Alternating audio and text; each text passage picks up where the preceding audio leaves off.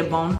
When you get a pack of Tic Tacs, you shake the box. A Tic Tac comes out. Maybe 2, maybe 3. But wait, you only wanted 1 because that's a serving size. Yeah, so TikTok has this little invention that a lot of people might not have noticed. That you can tilt the bottle and there's a little section for a single Tic Tac to come out. Unless your breath really that stanky and you need to, you're gonna have to do this twice. The lid has a built-in Tic Tac offering bowl. Here you go, king. The gift of fresh breath. Nice.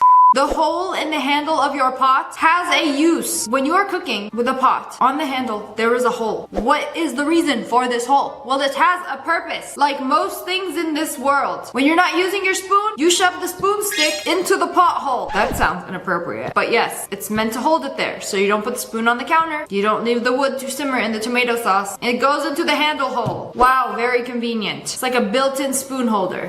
Okay, I've seen so many pictures and videos saying that you're wearing your earbuds wrong. You're not supposed to put it in like this. You're supposed to wrap it around and put it in upside down. Okay, I thought this was bull shark until I got a headphone sponsor and then I filmed a video, the headphones in like this. And then they made me refilm the entire sponsored video with it upside down. They're like, no, it has to be like this because this is the proper way to wear an earbud. But then I actually did it and they sat better in my ear. Cause like when I put them in like this, they always be popping out. They never sit still. You know, maybe you got loose ears or maybe you're supposed to rotate them upwards so they sit better. And then the wire, if you have one, goes around your ear. Apparently wired headphones are back in as a fashion statement. Or if you're too lazy to charge your headphones every day, get the wired one. I can't believe they really downgraded the iPhone to only having one hole. This used to have a headphone jack in it. Why did we have to get rid of the headphone jack?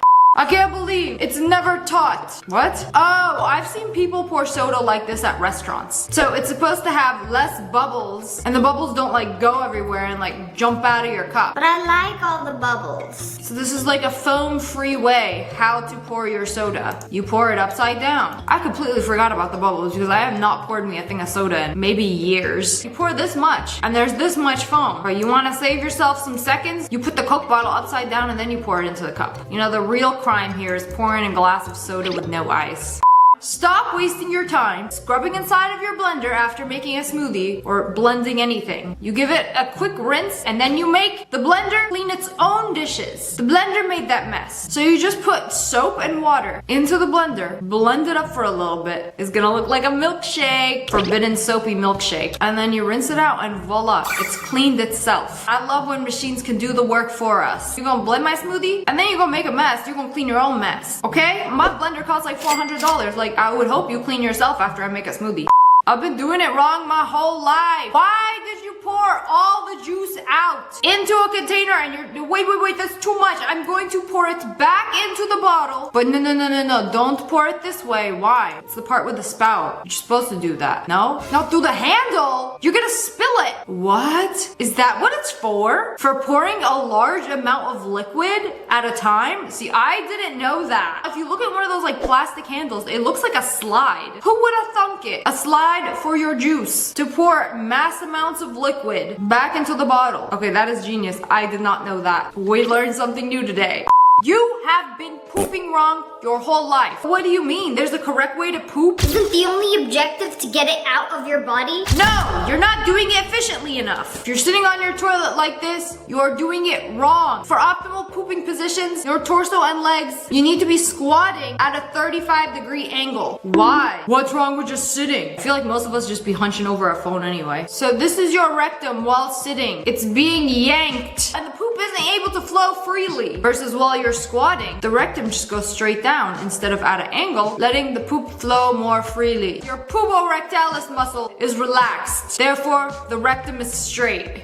We got doctors on TikTok making proper poop form tutorials. Can't poop? Well, you're doing it wrong. Switching up positions for you. Is this what Ariana was talking about in her song? Use a footstool and it relaxes the angle of your rectum instead of going This is what a modern toilet looks like. No good for the optimal poop position. They made this silly toilet that has a special shape. So instead of using a little stool to squat on, you can just buy one of these silly shaped toilets, which automatically puts your body into the squatty potty position. Wow. They don't make them like that anymore. I feel like they should just make toilets like this to begin with, instead of all the drama of a squatty potty. Ever ever wonder how mayonnaise is made? Well, it's really easy and you can make it at home. It is just massive amounts of oil, egg yolk, and I think mustard. Mix it up, immersion blender, and within a few minutes, it literally turns into mayo. Mayo grosses me out so much. What do you mean? It's whipped raw egg yolk and oil? You wouldn't eat a raw egg, but you would eat mayo by the spoonful? I just get grossed out by it. And it's usually made from like a not so good oil, like soybean oil. I'm more of a mustard gal myself. Mayo just freaks me out.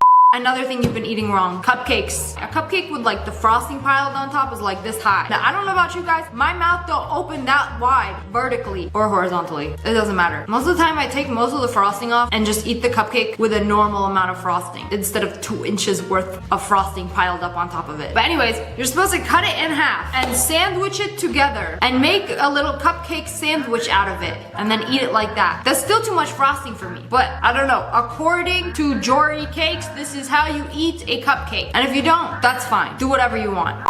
Speaking of cake, something we have all been doing wrong is putting cake away. You have cake leftovers. Don't just put it in a container. Put it on the lid and then put the container on top. So you put it in upside down. So when you want more cake, you're not reaching into a container to eat the leftovers. You just open it up and it's right there on the lid plate. This is actually a genius hack that I can stand by.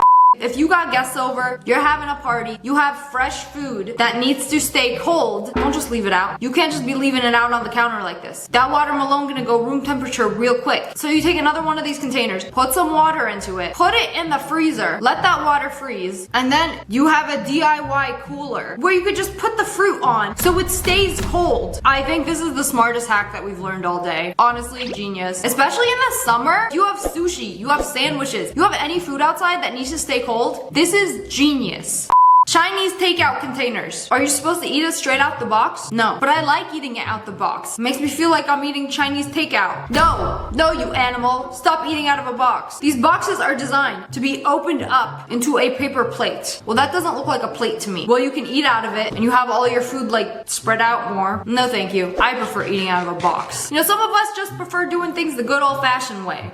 Okay, I could really use a hard-boiled egg hack because it is so annoying to take the skin off. What did you do? How did it peel so easily? I've heard so many tricks. Only use old eggs. Make sure they're room temperature before you boil them. Put some vinegar in the thing. Like, I don't know. What do you do? What do you do, Jort's Kitchen? Take a raw egg. Bottom of it with a spoon until you hear a snap. Oh. But did you crack the egg? Now you just need to make sure you're No, you tap on the egg until you hear a crack. But did you not crack the egg? Is it gonna affect the boiling of the egg? No. Anyways, after you hear that crack, you put it directly in ice water. Okay, I've been doing that because I want to eat them right away, so I need them to cool down quickly. And then apparently the skin is supposed to slide right off. That's all it takes. A few spoon taps and it slides right off. Okay, next time I make hard-boiled eggs, somebody try this and tell me if it works.